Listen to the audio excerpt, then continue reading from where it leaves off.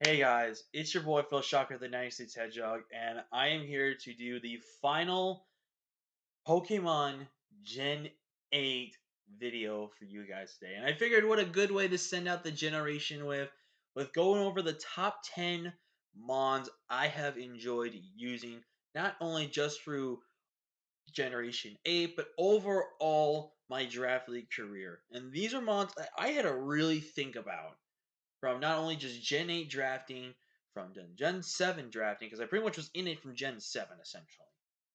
So I don't have a lot more fancier mons out there than most of y'all, so bear that in mind.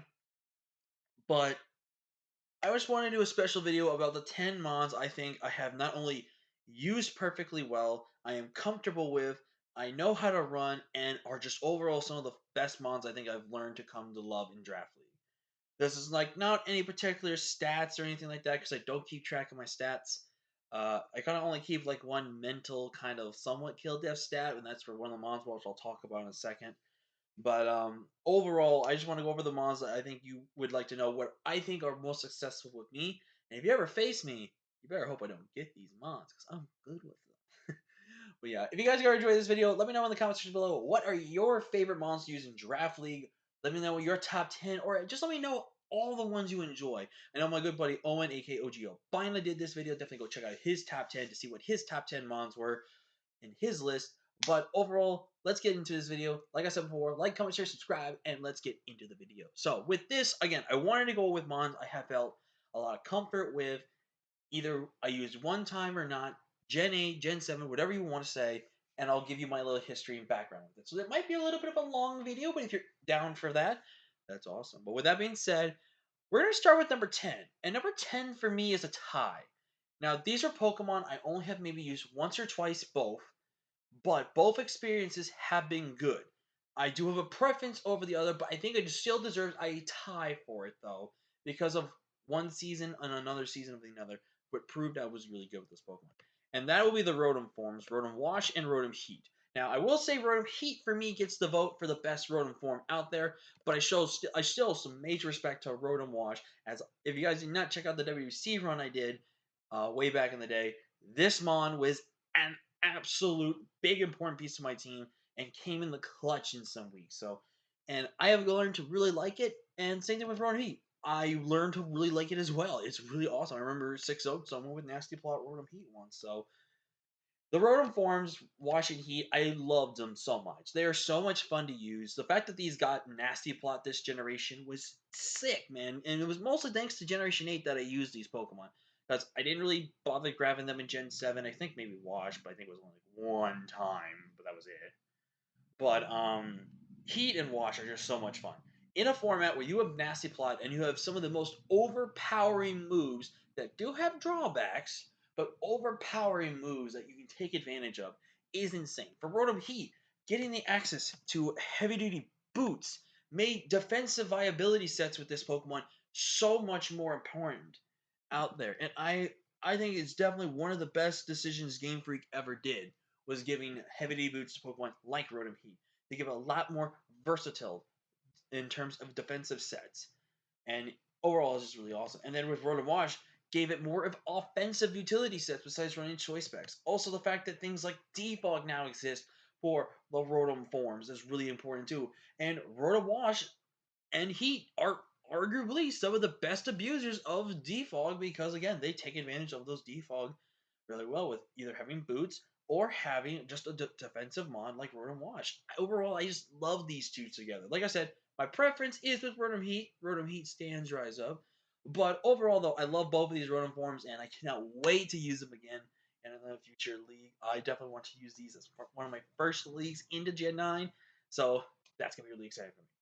Coming in at number 9 is a very big shocker that I think a lot of people are going to not expect from me. And this was mostly thanks.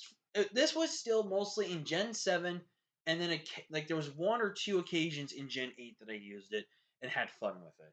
That mon is the Baby Love Shack. Baby Love Shack. Wait, first up before I get copyrighted. But Stack Attack, man, like just can't look at this Pokemon and just think it's so much great. It got so much better thanks to Generation 8.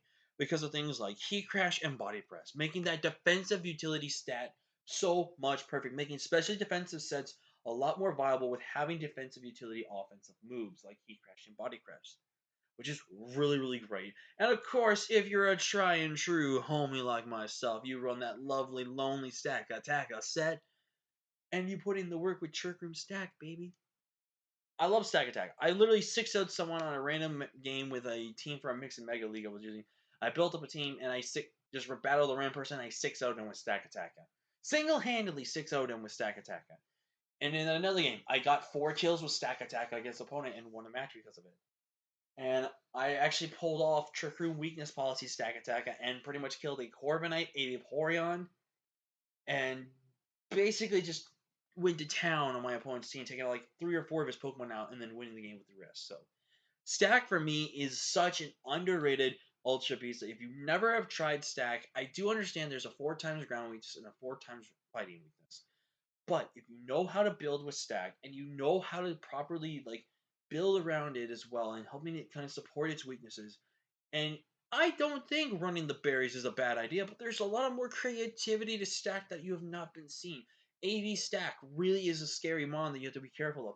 And if you're like my boy, Svenfoon, you can run yourself a little speedy Stack against Bulk and counteract that Bulk perfectly well. Like I personally have grown to love doing as well.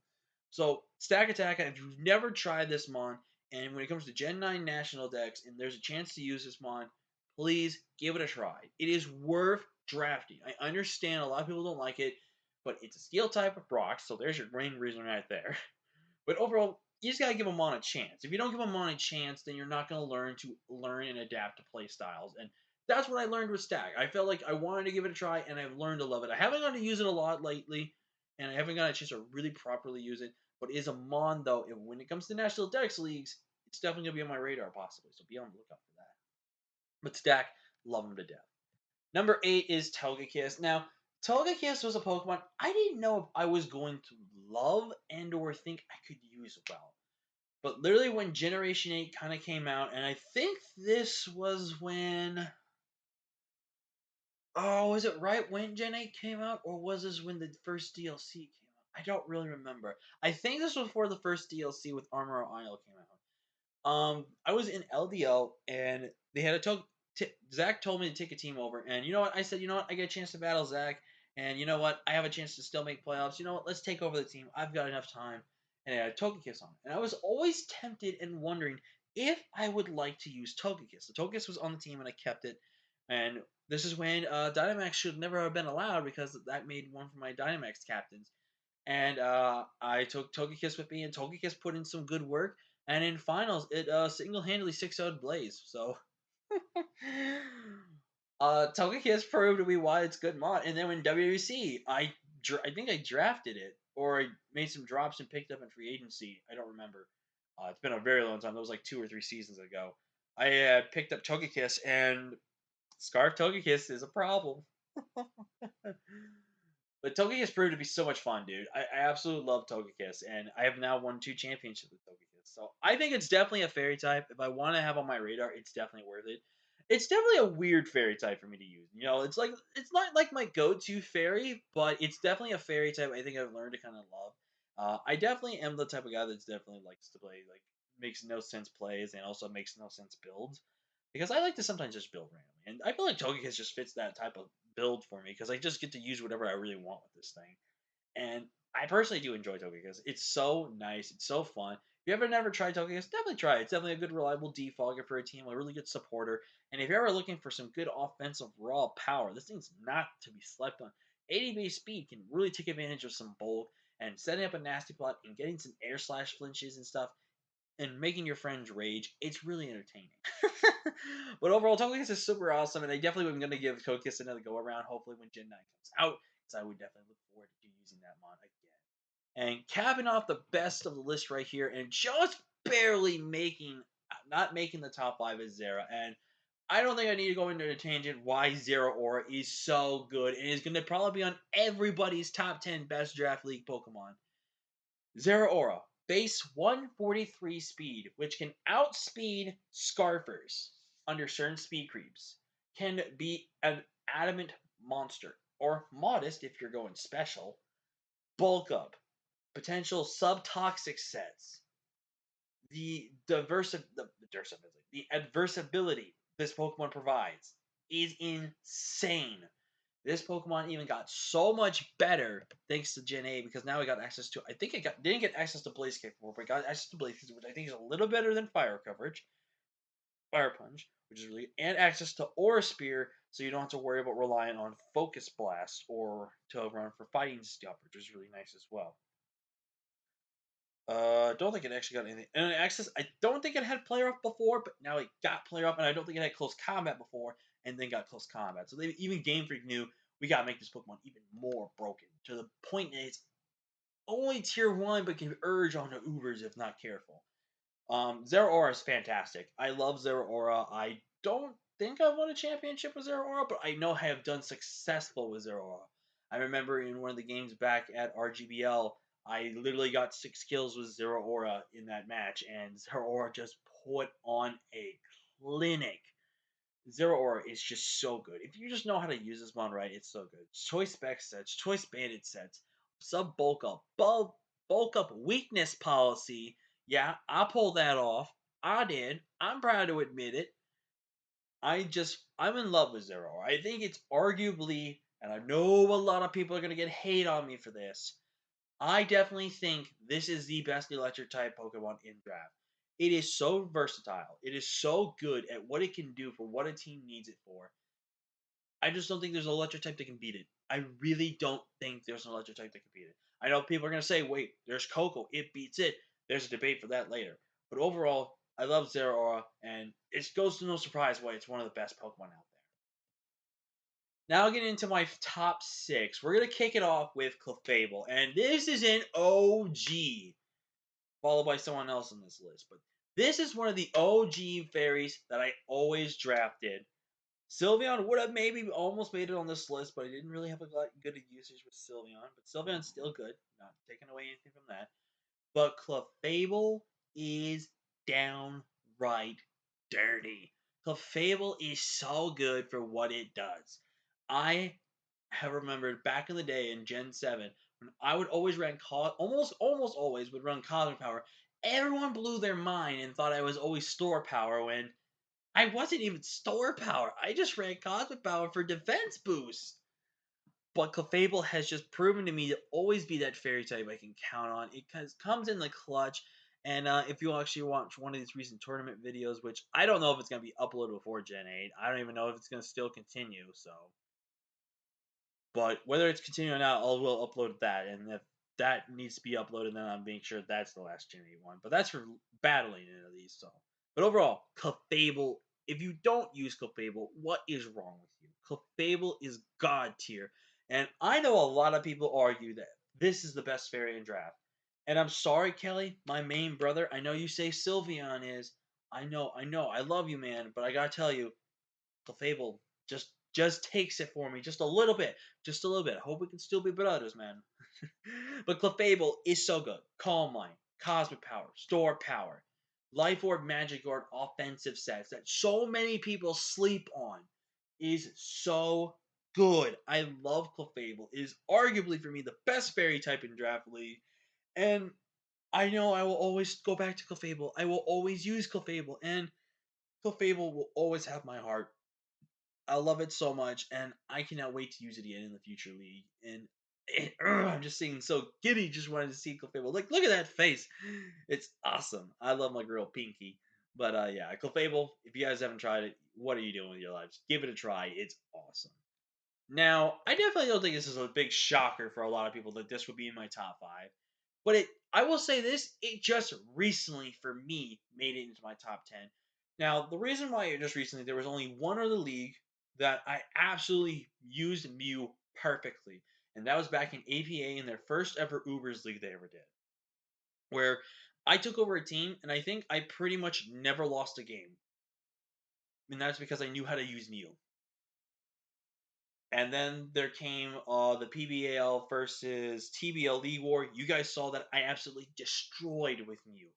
5 kills from Mew in one game. And I think like 3 or 4 kills with Mew in the other game I was in. Mew is downright dirty. And the league I'm using right now, Mew absolutely destroyed in a game. I definitely think I have become to myself to master Mew, but not fully master Mew, because you can never fully master any Pokemon out there.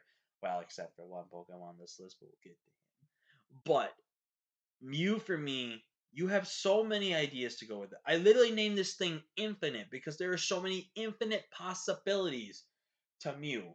There really is. And Mew can just be defensive, offensive. Owen's favorite set, Stallbreaker Mew. Like there's so many ways you run Mew, and it's so awesome. The access to Dragon Dance with Mew is awesome, and also the access to Toxic Bites made it so much better defensively for versatility's sake. And Heavy Duty Boots, even not even a bad idea for Mew as well. Overall, though, Mew for me has definitely become one of my all-time favorites, and hopefully in the Gen 9, I don't remember if there's a chance it's going to be in the Dex or not, but if it can be, please, I would love to give Mew one more chance, man. And if not, I'll just have to wait for National Dex to allow Mew, and I'll have to just use Mew there. But overall, if you've never had the opportunity to use Mew, please get your opportunities in now because it is such a worth drafting Pokemon, and you can honestly do so much with it. You could just be so creative with it, and it's just an amazing Pokemon. Now, this for me came out of late Gen 7. This came out like again, somewhat early Gen 8ish, and then mid to late 8 Gen. This is one of my, if not is my favorite Ultra Beast to use in draft. Now I know I just talked and raved about Stakataka, but Stakataka I do love, I do cherish him. But when you have seen what I've done with Celesteela, you cannot argue and say that this is not my baby. Celesteela is my goated steel type. Celesteela, so versatile. I have proven to be versatile with it, even though I like to run my Meteor Beam sets. But this thing, I have ran sub Meteor Beam. I've been that raw, people, and I have made that work. Celesteela is such an amazing mod. Autonomized sets, defensive sets, offensive sets, utility sets with Leech Seed. It is just a monster of a wall. Customizable Moxie every single week between attack, defense, special attack, special defense. You can just make Celesteela whatever you want it to do. And I just it's just so good. I have no words to really describe how good Celesteela is, even though I already just did. Celesteela for me has just proven to be one of those all-time steel types I will always go to in draft. There are even times when I don't even try to go to grab Celesteela yet. You know what? It's sitting right there. I can't let it go. I'm gonna go pick up Celesteela. And I'm sure enough, when National Dex leagues get out again for Gen 9, I'm gonna use Celesteela. I cannot wait. And if you've never tried Celesteela, please try it. It is so worthy of a tier 1 pick. And it's definitely, if you do not get it, prepare to be swept on it. And you better also figure it out to run this mod. Because if you don't, it's going to be a menace. Also, sorry if you hear a train in the background. It's choo-choo time, apparently. But now we get to my top 3. And this one was honestly a surprise for me. Now, you've been looking at this list. I don't really have any fighting types, dark types, or all-out breakers besides something maybe like Zeraora. Urshifu, I've only used like 2 times. 2 times. Well, actually 3 times technically. I used him in a tournament. And I just know how to use this guy. This guy was on my first ever APA championship win of APA Indigo season 6? I think it was season 6. He was one of the main front runners for us in that league. In PBAL, no, not PBAL, NBL, NBA, that's what I meant to say, man, NBA. We took this mon in under Ubers, and we came so close to find the playoffs with it, but it still put in work. And then I used it for a tournament in WWC, and we made it all the way to the losers finals with this mon on our team. And by losers finals, I mean losers bracket. Come on, people. And Urshifu is broken. If you keep allowing this thing, it's going to run house. And the fact what it also got buffed to, I'm not going to talk about that in this video, but let me just say what it got access to, you might as well just ban this Pokemon or ban that move on it. You just might as well, because Urshifu is going to be more broken than it's already going to be. But Urshifu, if you never got a chance to use this guy, it's so good. If you have Bait 97 speed, it might be a little bit of a weirdness to it that you'd say, oh, it's good, but is that lowest speed? You don't need to run max speed all the time. You can go banded with Jolly and just claim it. You can go banded and adamant and just claim. You can just go adamant with scarf sets to outspeed like super fast mons, and that's it. Like you don't even need to do anything. It counters some of the low, like mid speed tier Pokemon that are absolute monsters. Like it's Mamoswine. It can outspeed what's some other really big threats? Like it can outspeed a Mega Altaria. It can speed tie with Haxorus. Like it is one of the breakers that since introduced from Gen 8 from the first DLC has proven to be an absolute powerhouse. And if you've never tried Urshifu, try battling against it. It is hard. It is hard to find a switch into Wicked Blow. You have a fairy type, guess what? Your fairy type is not that defensive. 2 KO, guaranteed, easy with Banded Wicked Blow. This mon is absolutely broken and I love it. It's definitely become one of my favorite fighting and dark type Pokemon to ever draft on a team. And if you never had a chance to use it, seriously, give this mon a go. Now, we're going to get to the final two, and I was really torn on who should have been my number 2 and my number 1. I was very much torn on this because one has more history with me than the other, but the other had a lot going for it just in this generation alone. And I decided that I have to give it to that guy based on the stats, the statistics, and what he's got going for it. And before we get into him, let's talk about Excadrill. Now, I will state Excadrill is mostly on this list because of sand, but guess what? I don't care. You get the chance to use a Sand Rush Excadrill that can run Adamant Nature almost, if not every single week, and run Swords Dance Life Orb and just claim KOs. I have gotten so creative to Excadrill to where I can run Iron Defense Weakness Policy Excadrill and beat Rain on its own. Oh yeah, that's true. There's a video on my channel, and if you haven't seen it, my boy Owen actually reacted to Draft League Battles, and this was the first one he actually one of the first few ones he reacted to, and he was even impressed by that as well. Like this mon is so versatile. Like I used it without sand, and it won 5 or 6 kills. It's that good. I truly I truly love Excadrill. Excadrill is an insanely good Pokemon. It is good outside of sand, but when you get sand, you need something with priority, and it needs to be special because this mon doesn't die. It is so good. I absolutely love Excadrill, and if there's a chance to use it again, I'm definitely gonna try to use it without sand. But if I need to fall in that fail safe, sand drill, baby. You name something that's gonna swap out of that. Because sand got absolutely broken in Gen 8, in my opinion. I don't care what people say. I think it got more buffed in it.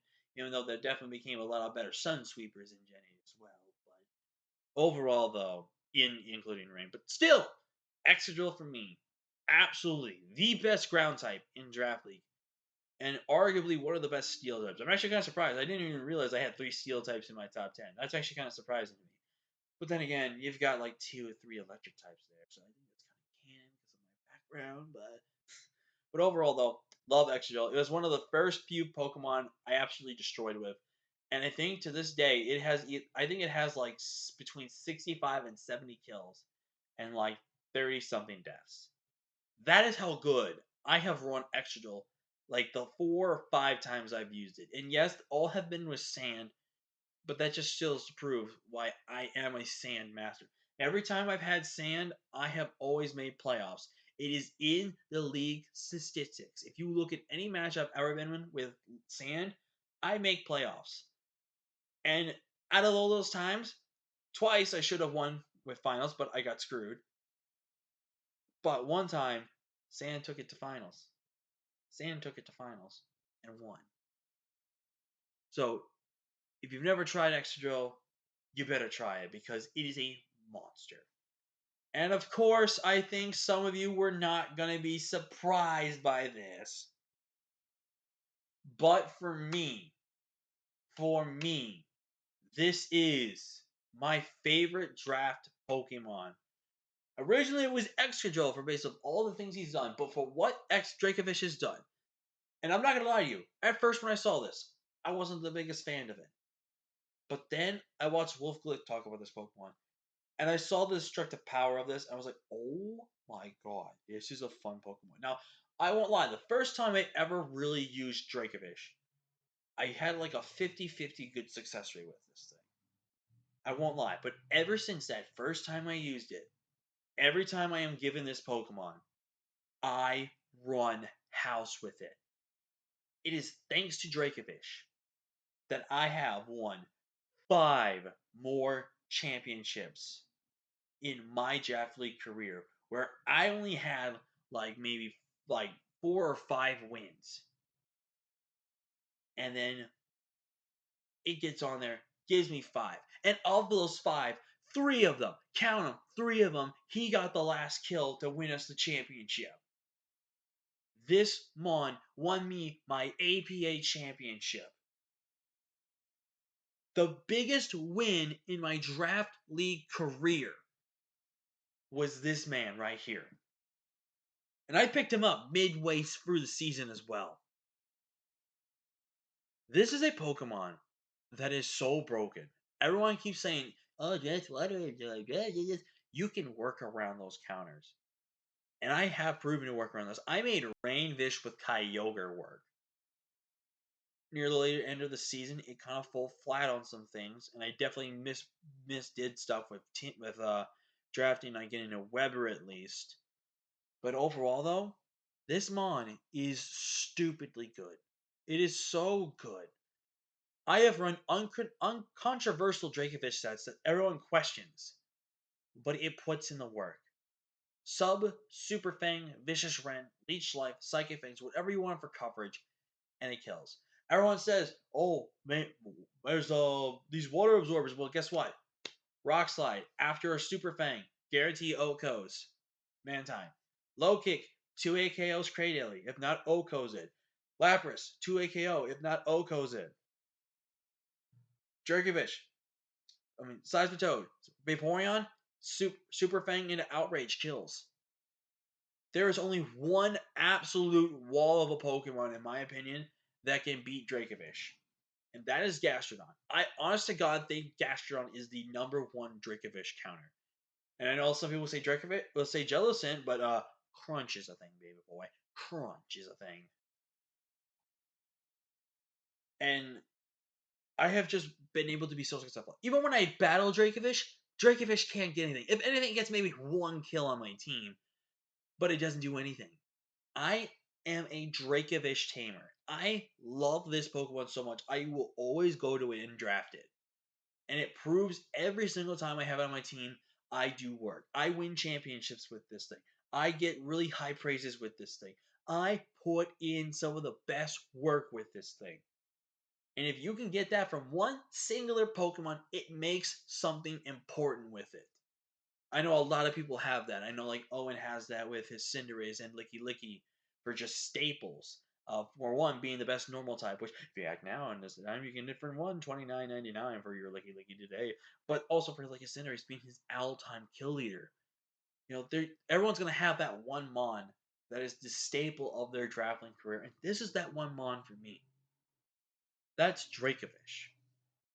And I know a lot of people can just butcher and slander him. I won't care.